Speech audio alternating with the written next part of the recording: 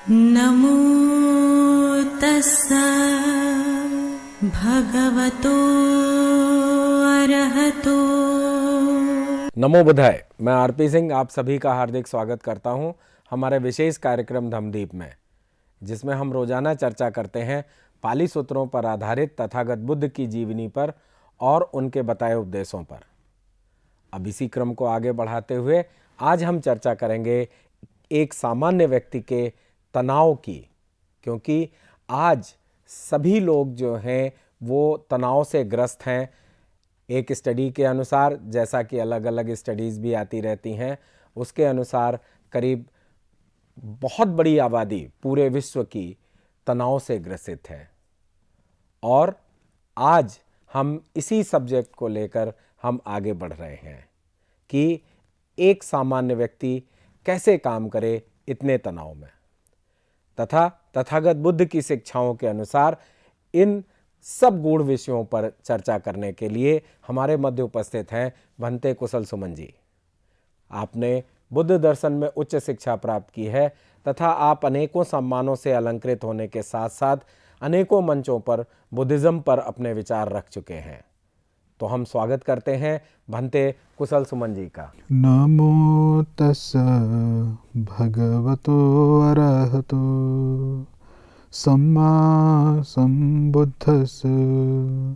नमो तस् भगवतो अरहतो सम्मा सम्बुद्धस्। नमो तस् भगवतो अरहतो सम्मा सम्बुद्धस्। सर्वप्रथम मेरे आचार्य श्री के पुण्य चरणों में कोटि कोटि नमन।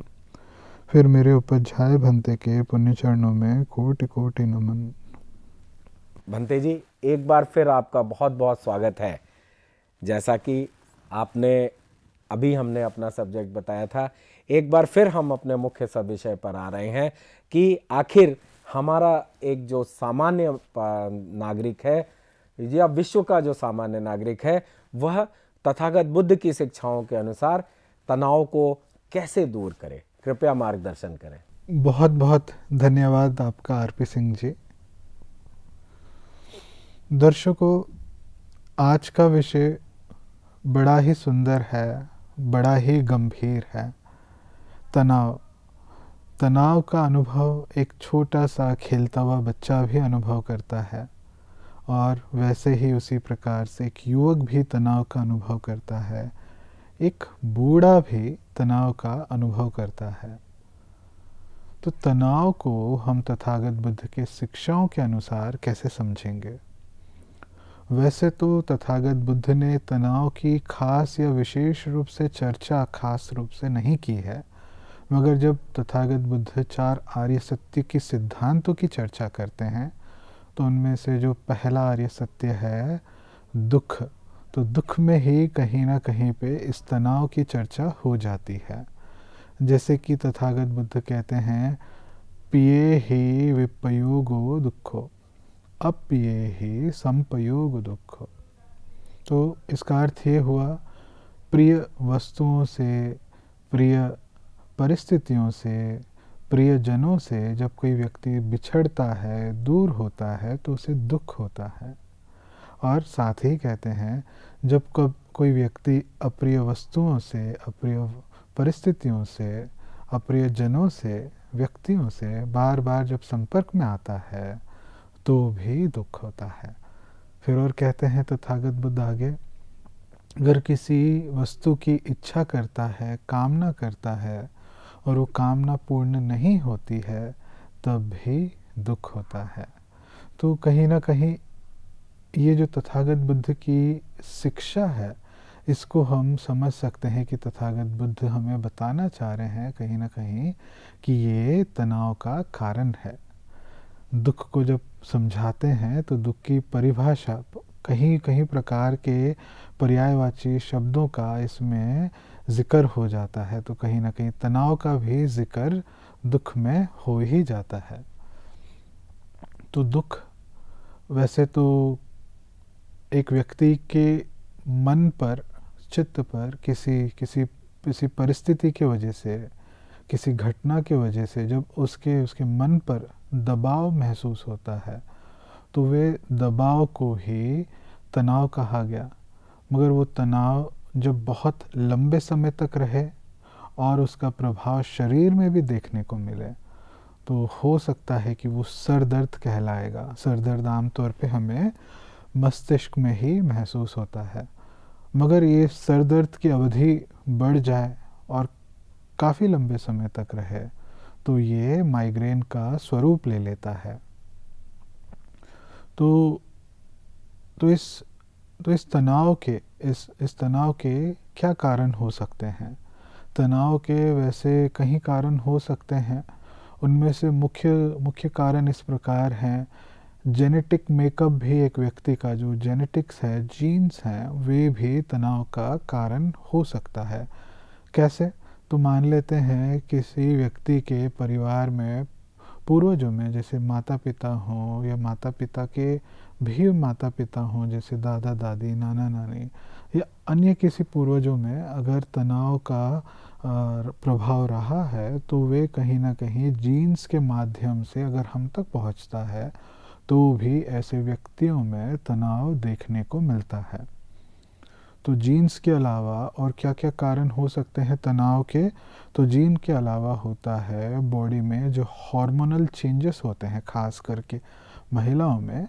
तो जब ये हार्मोनल चेंजेस होने लगते हैं, तो भी वे तनाव का स्वरूप ले लेता है।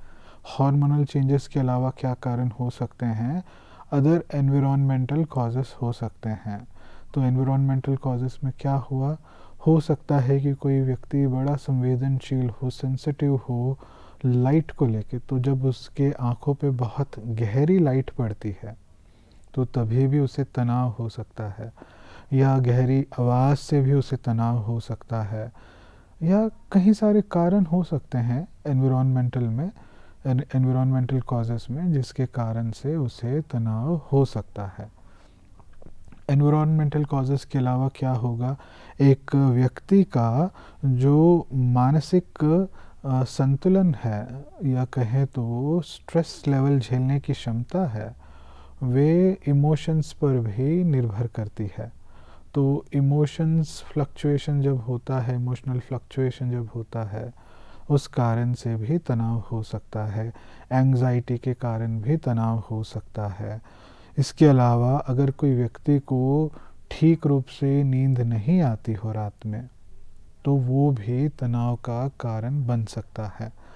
इनके अलावा खान पान भी कारण हो सकता है। कुछ कुछ ऐसे पदार्थ होते हैं जिसमें मोनोसोडियम ग्लूटामेट ऐड किया हुआ होता है, तो उस तरह के पदार्थ खाने की वजह से भी किसी व्यक्ति में तनाव का अनुभव होना शुरू हो जाता है। इसके अलावा कई प्रकार के खान पान हो सकते हैं जिसके चलते एक व्यक्ति में तनाव आ सकता है। इनके अलावा क्या कारण हो सकते हैं? इनके अलावा हो सकता है दवाई। कोई व्यक्ति का अगर स्वास्थ्य अच्छा नहीं रहता हो और वही व्यक्ति बहुत लंबे समय तक दवाई ले रहा हो, तो वे कहीं ना कहीं शरीर में तनाव का रूप ले लेता है। क्योंकि हमारा लिवर इफ़ेक्ट होते रहता है जब हम बहुत सारी दवाइयाँ खाते हैं। तो शरीर का कोई भी पुर्जा होगा, अगर वो कमज़ोर होना शुरू होगा, तो शरीर में जाहिर सी बात है कि तनाव का अनुभव होना शुरू हो जाता है। और क्या कारण हो सकते हैं? तो मान लेते हैं कोई व्यक्ति बहुत काम करता हो, ओवर एक्सर्ट कर लेता हो, उस ओवर एक्सर्शन की वजह से, बहुत ज़्यादा काम करने की वजह से भी तनाव हो सकता है। या नहीं तो बहुत ज़्यादा काम नहीं भी करता हो या थक जाता हो, तो थकान भी तनाव का कारण बन सकती है। तो ये इतने सारे मैंने कारण गिनाए। ये इतने सारे कारणों में कोई भी कारण हो सकता है तनाव के लिए। इस तनाव का अनुभव एक बच्चा भी करता है। बच्चे को जब खिलौना नहीं मिलता, तो उसे तनाव होता है। माता पिता उसको डांट लगाते हैं, तो उसे तनाव होता है, इसीलिए तो बच्चा रोता है। वैसे ही कोई युवक होगा, तो वे अच्छे मार्क्स लाना चाहता होगा या अच्छी नौकरी पाना चाहता होगा, और उसमें जब उसे सफलता नहीं मिलती, तनाव होता है। वैसे ही कोई अगर कोई उससे भी बड़े उम्र का कोई व्यक्ति होगा, और उसका अगर व्यापार अच्छे रूप से नहीं चल रहा हो, उसे आर्थिक रूप से सफलता नहीं मिल रही हो, तनाव होता है। और वैसे ही बुढ़ापे में तो इंद्रियां कमज़ोर होने के कारण, नाना प्रकार के रोग होने के कारण भी तनाव होता है। तो ये सारा रहा तनाव के विषय में। अभी हम समझते हैं तथागत बुद्ध की शिक्षाओं के अनुसार तनाव को कैसे दूर किया जाए। तो वैसे तो तथागत बुद्ध ने, जो मैंने आपको बताया अभी कुछ क्षणों पहले, कि ये जो तनाव है प्रथम आर्य सत्य में ही आ जाता है।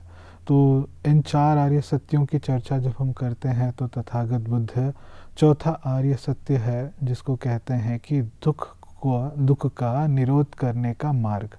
तो दुख का निरोध करने का मार्ग तथागत बुद्ध ने आर्य अष्टांगिक मार्ग के स्वरूप में समझाया है। तो आर्य अष्टांगिक मार्ग को मोटा मोटा 3 भागों में बांटा गया। कहा शील, समाधि और प्रज्ञा। तो ये जो शील, समाधि, प्रज्ञा है, इन्हीं के द्वारा दुख का निरोध किया जा सकता है। तो दुख का जब निरोध करने की बात आती है, और ये तीन जो चरण है, शील है, समाधि है, प्रज्ञा है, तो इनको कैसे समझेंगे। तो शील क्या हुआ? शील तो वैसे गृहस्थियों के लिए 5 शील बताए गए, तथागत बुद्ध द्वारा 5 शील सिखलाए गए। तो उनमें से है प्राणी हिंसा नहीं करना, झूठ नहीं बोलना, चोरी नहीं करना, व्यभिचार नहीं करना, नशा पता नहीं करना। ये 5 बातों का अनुसरण जब कोई व्यक्ति करता है तो वे शीलों का पालन कर रहा है। मगर जो हम मेरे जैसे भिक्षु हैं, सन्यासी हैं, तो उनके लिए तथागत बुद्ध ने 227 शील बतलाए, 227 विनय के नियम बतलाए। और वैसे ही कोई भिक्षुणी हो तो उसके लिए 300 से अधिक नियम बतलाए। तो दर्शकों, आपको समझना है, ये 5 शील मतलब सिर्फ 5 नहीं, वैसे ही 227 नियम मतलब 227 नियम नहीं। इनके पीछे एक कारण है। जब तथागत बुद्ध किसी शिक्षा को देते हैं तो उसके पीछे एक कारण होता है, तब देते हैं। तो वो कारण क्या है? तथागत बुद्ध कहते हैं, समझाते हैं कि शील क्या है। शील कहते हैं कोई भी ऐसा कार्य नहीं करना, कोई भी ऐसा कार्य नहीं करना जिससे कि एक व्यक्ति जब अकेले में बैठा हो तो उसे मानसिक संताप हो, पश्चाताप हो उस चीज़ का कि ऐसा मैंने क्यों किया। तो इसीलिए ऐसा कोई कार्य नहीं किया जाए जिससे कि उसे बाद में पछतावा महसूस हो। अगर कोई व्यक्ति कोई ऐसा कार्य नहीं करता तो वह स्वाभाविक रूप से शील का पालन कर रहा है। फिर भी उसको समझाने के लिए तथागत बुद्ध ने ये 5 शील दिए। कहा प्राणी हिंसा मत करो, वाणी का दुष्कर्म मत करो। तो वाणी का दुष्कर्म किस प्रकार से हुआ? बेतुक की बातें करना, फिजूल की बातें करना, झूठ बोलना, कटु शब्दों का इस्तेमाल करना, इधर की बात उधर करना, लोगों के बीच में कलह करवाना इत्यादि। वाणी का अगर हम दुष्कर्म करते हैं तो ये हुआ दूसरा शील। तो इसीलिए तथागत बुद्ध ने कहा झूठ मत बोलो। झूठ मत बोलो मतलब ये वाणी के ये सारे प्रकार के दुष्कर्म मत करो। फिर तीसरा शील बतलाया। तीसरे शील में कहा चोरी मत करो, चोरी नहीं करना। फिर बाद में चौथा शील बताया व्यभिचार नहीं करे, कोई व्यक्ति व्यभिचार नहीं करे। तो व्यभिचार का अर्थ क्या हुआ? कोई व्यक्ति अगर शादीशुदा नहीं है तो उसे पूर्ण रूप से ब्रह्मचर्य का पालन करना चाहिए। अगर कोई व्यक्ति शादीशुदा है तो उसे अपने पत्नी के प्रति या पति के प्रति केंद्रित रहना चाहिए। इसके अलावा वो बाहर कहीं अपनी नज़रें ना फैलाए। और फिर 5वां शील समझाया, कहा कि किसी भी प्रकार के नशीले पदार्थों का सेवन नहीं करना। तो ये 5 शील मोटा मोटा आधार हैं एक शांत समाज की। तो अगर हम चाहते हैं कि हमारा समाज शांति प्रिय रहे, शांति भरी रहे समाज में, तो मोटा मोटा ये 5 बातें हैं जो समाज में अशांति फैलाते हैं, और जब हम ये 5 बातों को नहीं करते तो शील का पालन हो रहा है और समाज में भी शांति फैल रही है। तो ये हुआ शील के विषय में। जब हम शील का पालन करते हैं तो स्वाभाविक रूप से जब मन में कोई पश्चाताप नहीं होता है तो मन को एकाग्रित करना आसान हो जाता है। इसीलिए तथागत बुद्ध ने शील के बाद समाधि कहा। तो समाधि क्या हुआ? समाधि में हम आम तौर पे एकांत में कोई ऐसा एक एकांत स्थान देख लेते हैं जहाँ पर मन को किसी आलम्बन पर केंद्रित करते हैं। तो इस विश्व का कोई भी एक ऐसा ऑब्जेक्ट हो जिसको हम आलम्बन के रूप में ले सकते हैं। आमतौर पे ये जो किताब देख रहे हैं इस पे भी कोई व्यक्ति बहुत देर तक अपने मन को टिकाए तो उसका मन उस पे भी एकाग्रित हो सकता है। मगर यहाँ पे बात आती है सम्मा समाधि की, ऐसी समाधि जो हमें ये जो दुख है, दुख से बाहर निकलने का रास्ता प्रदान करे। तो इसीलिए इसके लिए कुछ विशेष प्रकार के आलम्बन तथागत बुद्ध ने बतलाए हैं। तो जो विशुद्धि मग्ग ऐसा एक ग्रंथ है जिसको 5वीं शताब्दी में बुद्धघोष ने लिखा था। इस विशुद्धि मग्ग में बुद्धघोष कहता है कि तथागत बुद्ध ने अपनी शिक्षाओं में मोटा मोटा 40 प्रकार के आलम्बनों का जिक्र किया है। तो उनमें से सबसे प्रिय जो तथागत बुद्ध को लगता था आलम्बन वो था श्वास का, सांस का, और इसका नाम तथागत बुद्ध कहते हैं आनापाना सति। आनापाना सति मतलब जो सांस आ रही है, जा रही है, उसके प्रति सजग रहना, उसके प्रति स्मृतिमान रहना। कोई व्यक्ति जब आती जाती श्वास के प्रति सजग है, स्मृतिमान है, तो वे आनापाना सति साधना का अभ्यास कर रहा है। तो ये कई प्रकार के आलम्बनों में से एक आलम्बन हुआ। और किस प्रकार के आलम्बन हैं जिस पे व्यक्ति अपने मन को टिका सकता है? तो कई प्रकार के और आलम्बन हैं, जिनमें से एक है 4 ब्रह्म विहार। तो 4 ब्रह्म विहार में क्या क्या आता है? 4 ब्रह्म विहार में आता है मैत्री, करुणा, मुदिता, उपेक्षा। तो ये जो मैत्री है, मैत्री में क्या होता है? जब कोई व्यक्ति इस प्रकार के भाव पे मन केंद्रित करता है। किस प्रकार के भाव? कि विश्व के सभी दृश्य अदृश्य प्राणी इन सबका भला हो। ये जो भाव है इस पे जब कोई व्यक्ति मन को एकाग्रित करता है कि सबका भला हो, और करते करते करते उसका मन एकाग्रित हो जाए इस भाव पे, तो वो ये कहलाती है मैत्री भावना, मैत्री साधना। और इसी प्रकार से जो करुणा भावना है उसमें क्या होता है? व्यक्ति जब इस प्रकार से अभ्यास करता है कि विश्व के सारे दृश्य अदृश्य प्राणी ये सब अपने दुखों से मुक्त हों, ये सब अपने दुखों से मुक्त हों, इस प्रकार के भाव पे जब कोई व्यक्ति मन को एकाग्रित करता है, केंद्रित करता है, तो वे साधना कहलाती है करुणा भावना। फिर आती है मुदिता भावना। मुदिता भावना क्या है?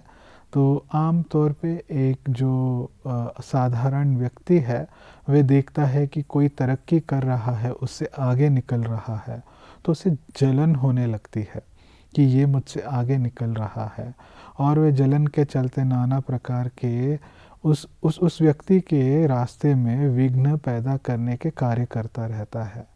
तो ये जो जलन भावना है इसको कैसे संभाला जाए? इसको संभालने के लिए तथागत बुद्ध ने मुदिता भावना सिखलाई। मुदिता भावना में एक व्यक्ति उतनी ही खुशी जाहिर करता है, उतनी ही खुशी महसूस करता है किसी और की तरक्की के प्रति जितनी कि वे खुद तरक्की करता हो उस समय महसूस करें। तो मान लेते हैं कोई व्यक्ति जब अपनी तरक्की के प्रति जितना खुश होता है तो वे उसी प्रकार की खुशी प्रकट करता है, महसूस करता है जब कोई और व्यक्ति तरक्की कर रहा हो। तो इस तरह की भावों पे कोई अपने मन को एकाग्रित करे तो वे कहलाती है मुदिता भावना। और उपेक्षा भावना, उपेक्षा भावना में ये जो 3 भावनाएं बताई मैंने, मैत्री भावना, करुणा भावना, मुदिता भावना, तो इन तीनों भावनाओं से ऊंची अवस्था है उपेक्षा भावना। उपेक्षा भावना में क्या होता है, मन को एकदम स्थिर कर लिया जाता है, कहा जाए तो एकदम इक्वेनिमस। तो अच्छी भी सफलताएं मिल रही हो या नहीं, तो उसका विपरीत भी हो रहा हो, सफलता नहीं भी मिल रही हो, तो भी मन एकदम स्थिर रहता है, एकदम इक्वेनिमस रहता है। ऐसी अवस्था में रहना ही उपेक्षा भावना है।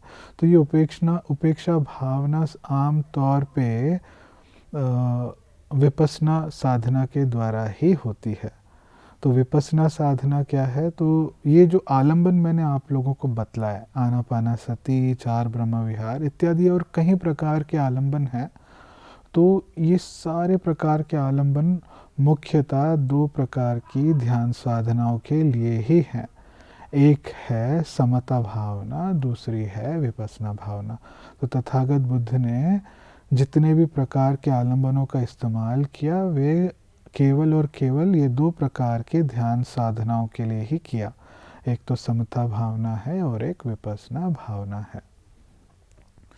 तो मैंने आप लोगों को बताया, मैंने आप लोगों से चर्चा की शील के विषय में, मैंने आपसे चर्चा की समाधि के विषय में।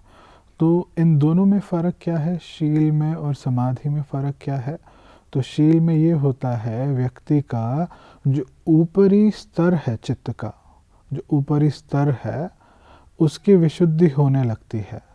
शील के पालन से एक व्यक्ति के ऊपरी स्तर, चित्त के ऊपरी स्तर की विशुद्धि, सफाई होने लगती है।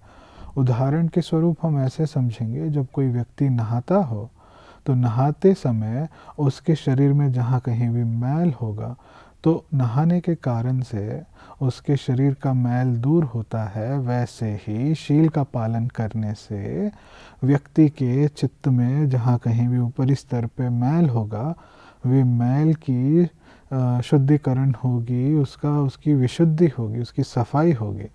मगर ऊपरी स्तर पे ही सफाई होने से चित्त अपने आप में पूर्ण रूप से विशुद्ध नहीं हो जाता, इसीलिए और गहरा उतरने की आवश्यकता महसूस होती है। इसीलिए तथागत बुद्ध ने समाधि साधना की चर्चा की।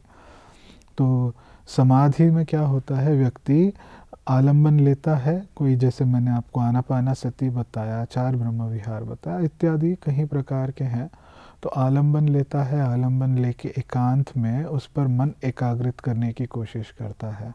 तो मन एकाग्रित करता है तो जाहिर से वो शांति उसे अब अनुभव होना शुरू होती है, उसके जीवन में वो शांति आना शुरू होती है।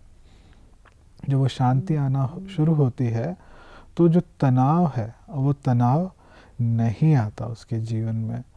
तो इसी रूप से ही हम समझेंगे कि ये जो प्रक्रिया है, शील से समाधि, समाधि से प्रज्ञा, तो ये ऊपर से लेके नीचे नीचे गहराई में जाने की एक साधना है।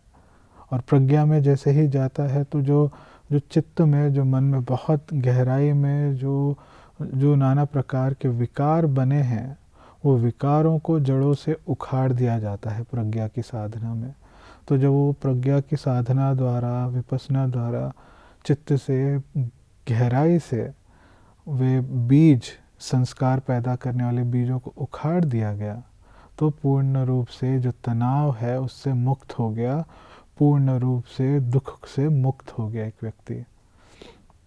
तो अभी कुछ और बातों को समझना ज़रूरी है।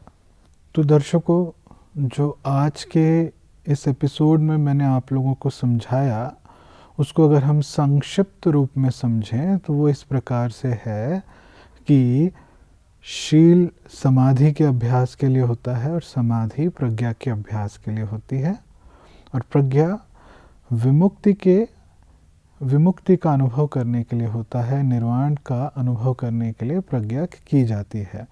तो शील क्या है, शरीर के द्वारा, वाणी के द्वारा ऐसा कोई भी कर्म नहीं करना जिसके करने के बाद एक व्यक्ति को पछतावा महसूस हो। ऐसा कोई भी कर्म नहीं करना ही शील कहलाता है। और समाधि क्या है, तो समाधि है मन को एक आलंबन पे एकाग्रित करना और उसी के द्वारा ध्यान साधना को आगे बढ़ाना। तो ध्यान ध्यान ध्यान ये शब्द मैं बार बार इस्तेमाल कर रहा हूँ। तो कुछ व्यक्ति जिन्होंने ध्यान नहीं किया है उनके मन में कुछ जाहिर सी बात है कुछ प्रश्न होंगे। तो इसके विषय में भी मैं आपको स्पष्टीकरण दे दूँ। कुछ लोगों को लगता है कि ध्यान केवल विश्राम की एक तकनीक है या रिलैक्सेशन का एक तरीका है। मैं आप सभी को क्लियर कर दूं कि ध्यान शारीरिक विश्राम करने की कोई तकनीक नहीं है, ये कोई बॉडी रिलैक्सेशन का मेथड नहीं है। कुछ कुछ साधनाओं में जो एक्चुअली तथागत बुद्ध की शिक्षाओं के परे हैं, कुछ साधनाओं में ऐसे रिलैक्सेशन टेक्निक्स का इस्तेमाल होता है, मगर तथागत बुद्ध की शिक्षाओं में इस प्रकार के विधियों की चर्चा नहीं है। और ध्यान एक रहस्यमय साधना है जिसे समझा नहीं जा सकता। कुछ लोगों को ऐसा भी लगता है। तो मैं आप सभी को बता दूं, ऐसी बिल्कुल भी बात नहीं है। ध्यान कोई भी रहस्यमय साधना नहीं है। तथागत बुद्ध ने ध्यान को करने की एक प्रकार की विधि बतलाई है जो बिल्कुल साइंटिफिक लगती है। तो ध्यान एक रहस्यमय कोई साधना नहीं है, ध्यान बिल्कुल साइंटिफिक है। इसका तथागत बुद्ध ने लॉजिकल रीजनिंग भी दिया है। अब इसके अलावा और एक प्रश्न ये भी उठता है कि ध्यान का उद्देश्य किसी व्यक्ति के सिद्धियों को जागृत करना है। तो बिल्कुल भी नहीं। ध्यान इसीलिए नहीं किया जाता कि सिद्धियों को जागृत किया जाए। हालांकि कुछ व्यक्तियों को ध्यान करते करते सिद्धियों की जागरूकता होती है, मगर अपने आप में सिद्धियों को जागरूक करना ध्यान का लक्ष्य, ध्यान का उद्देश्य नहीं होता। और भी प्रश्न उठते हैं जैसे कि ध्यान केवल संतों के लिए है, साधारण आम लोगों के लिए नहीं है। तो ऐसा नहीं है। ध्यान केवल संतों के लिए नहीं है, केवल भिक्षुओं के लिए नहीं है। ध्यान आप जैसे साधारण लोगों के लिए भी है और ये आपको वास्तविकता से जोड़े रखेगा, क्योंकि जीवन में ऐसे कई मोड़ आते हैं जहाँ पर आपको गहरे फैसले लेने पड़ते हैं, गहरे डिसीजंस लेने पड़ते हैं जीवन में। और उस समय जब आपका मन क्लियर नहीं रहता है, इमोशनल क्लैरिटी नहीं रहती है, तो फैसला लेने में दिक्कत आती है। हो सकता है हमारे फैसले गलत हों, मगर जो व्यक्ति निरंतर ध्यान साधना करता है, रोज़ाना ध्यान साधना करता है, तो उसका मन क्लियर रहता है और वो अच्छे से अच्छे फैसले लेता है अपने जीवन में। तो ध्यान आपको वास्तविकता से बिल्कुल भी नहीं दूर करेगा, आप वास्तविकता में हमेशा बने रहेंगे। और भी प्रश्न उठते हैं जैसे कि जब आप ध्यान साधना कर रहे हो तो आप कुछ बहुत ही गहरे प्रकार के विचारों में हैं, डूबे हैं और इसी को ही ध्यान कहा गया। तो नहीं, कोई विचारों में डूबे रहना ध्यान नहीं है। उन विचारों के परे की अवस्था, विचार मुक्त अवस्था ही ध्यान है। और एक प्रश्न उठता है कि ध्यान करने से मेरी सारी समस्याओं के समाधान हो जाएंगे। तो बिल्कुल ऐसा नहीं है। तथागत बुद्ध जो बुद्ध बन गए, उनके जीवन में भी समस्याएं आई। अगर आप देखते हैं नाना प्रकार के शास्त्रों में जो महापुरुष हुए, जैसे राम हुए, कृष्ण हुए, सीता माँ हुई, तो उनको भी सब परेशानियों का सामना करना पड़ा। तो ऐसा नहीं है कि ध्यान करने से आपके परेशानियां गायब हो जाएंगी, परेशानियां रहेंगी, मगर उन परेशानियों से कैसे निकला जाए, इसी के लिए ध्यान साधना की जाती है। तो आशा करता हूँ मेरे दर्शकों को आज के इस एपिसोड से ज्ञानवर्धक जानकारी मिली है और मेरे हृदय से मैं आप सभी का साधुवाद करता हूँ।